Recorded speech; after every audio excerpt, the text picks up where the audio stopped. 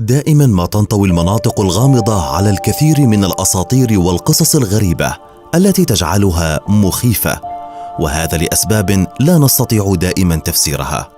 في هذا المقطع سوف نتحدث عن هذه المناطق التي من المؤكد أنك لن ترغب في زيارتها. منطقة الصمت.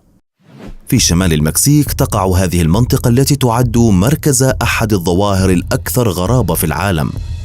في هذه المنطقة لا يعمل المذياع أو الهواتف المحمولة، كما أن هناك قطع من النيازك والعديد من الحيوانات النافقة بتحولات جينية. هذا بالإضافة إلى أن السكان المحليين قد كشفوا عن مشاهدتهم لكائنات غريبة وأجسام سماوية. أما أغرب ما في الأمر هو أن كل من مثلث برمودا وأهرامات الجيزة بمصر يقعون على نفس الخط مع منطقة الصمت، وبالتالي فهناك فرضيات بأن هناك ثمة علاقة بين هذه المناطق بالعالم.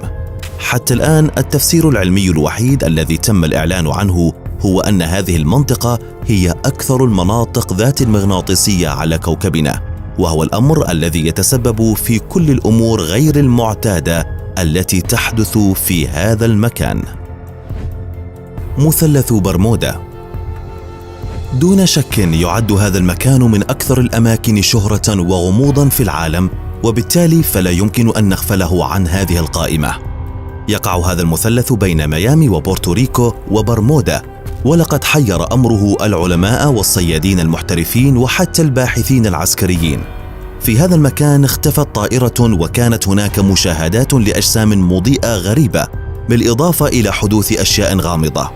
في عام 1945 عاشت قوات الجيش الأمريكي حالة من الحيرة بشأن مثلث برمودا. في 5 ديسمبر كانت 5 طائرات عسكرية من القوات المسلحة الأمريكية قد أقلعت من فلوريدا من أجل تدريب عسكري، ولكن بعد فترة قصيرة من بدء المهمة اختفت الطائرات الثلاث فجأة. لقد أصبح هذا الحادث الغامض يثير قدرا كبيرا من الحيرة عندما تم إرسال طائرة إنقاذ، حيث إن هذه الطائرة قد اختفت أيضا. حتى عصرنا هذا، وعلى الرغم من تكنولوجيا الرادارات والتقدم الكبير في مجال الاتصالات، لا يزال هذا المكان ينطوي على الكثير من الغموض. باب الآلهة. يعرف أيضا باسم باب هايو ماركا، ويقع في دولة بيرو. هو حجر عملاق على شكل باب على شاطئ بحيرة تيتيكاكا. قال بعض الخبراء إن هذا الحجر العملاق قد تم نحته في وقت ما من الماضي البعيد، ولا يزال السكان المحليون يرتادونه حتى الآن، ويطلقون على المنطقة اسم مدينة الآلهة. طبقا للأسطورة، قام قديس من الإنكا باللولج من هذا الباب من خلال قرص ذهبي، وهكذا فتح الباب وعبر هذا القديس من خلاله. إذا كان هذا الأمر صحيحا، فإن القديس قد عبر إلى مكان غير معروف على الإطلاق من العالم. ماركواسي.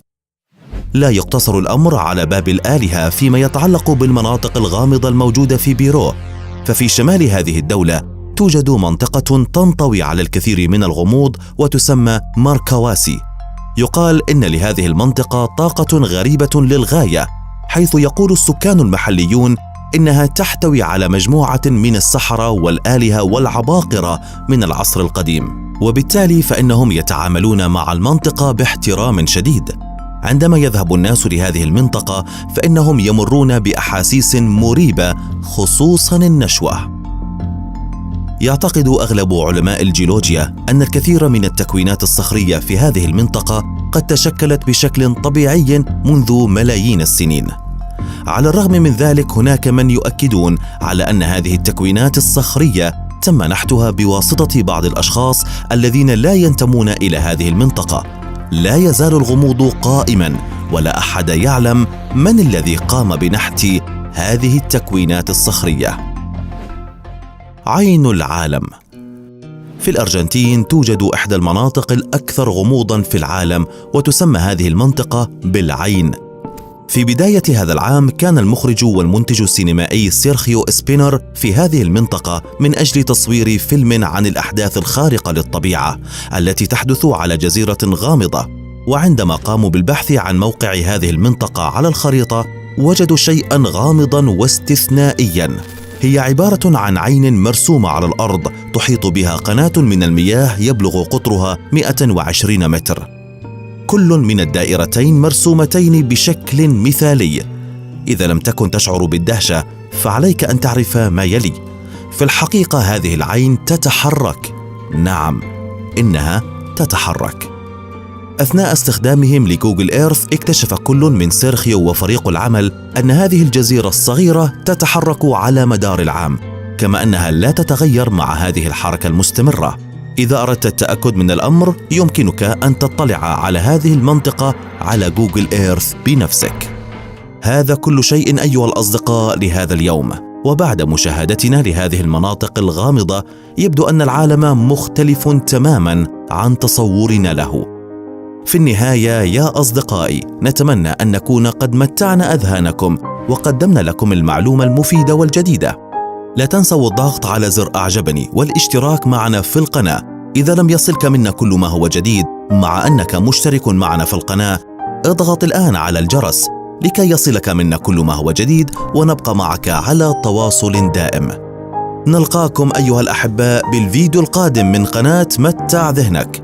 شكرا على المشاهدة وإلى اللقاء.